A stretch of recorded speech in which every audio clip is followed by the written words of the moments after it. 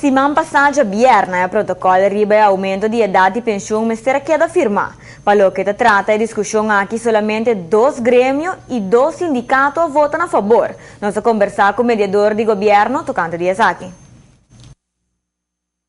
São com tinha hora que não situação de água e não situação na rua só. É uma situação em qual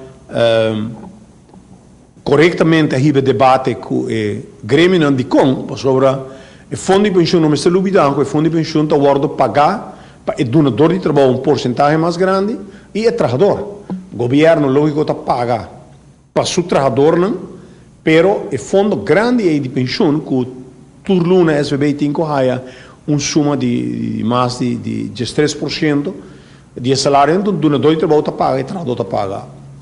O problema que tem é um problema do qual está conhecido no mundo e agora que nós está atendendo com ele. Segundo o mediador de governo, é hecho que o doutor Rende afirma não que menos é um problema. O governo tem que atender com sua responsabilidade e na final o parlamento vai atender com o cambio grande aqui. Tem que percurar como país que o fundo está que existir.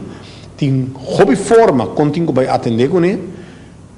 E é hecho que bota de processo para cambiar data, logo mestre haya donador de trabalho, sindicato de governo para sentar junto para bisa como bota vai atender que diferentes situações para o grupo de trabalhadores que está com problema seguro entre 60 anos ou mais para arriba.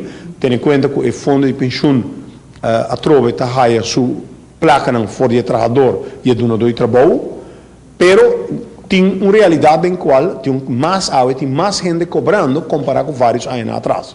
Entre outros, ponto não corretamente agora se para o senhor Jacobs e também me quer explicação mais profundo com o que não está espera também no próximo 20, 25 anos.